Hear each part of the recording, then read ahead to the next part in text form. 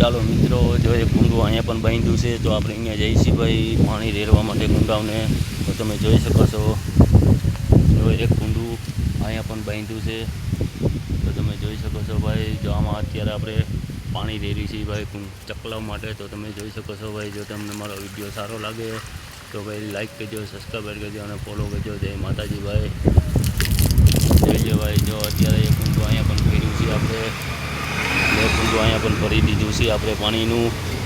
તો તમને મારો વિડીયો ગમે તો લાઈક કરજો, સબસ્ક્રાઈબ કરજો અને ફોલો કરજો ભાઈ. જોઈજો, બે કુંડું અહીંયા પણ આપણે પાણીનું ભરી દીધું છે ચકલાવ માટે.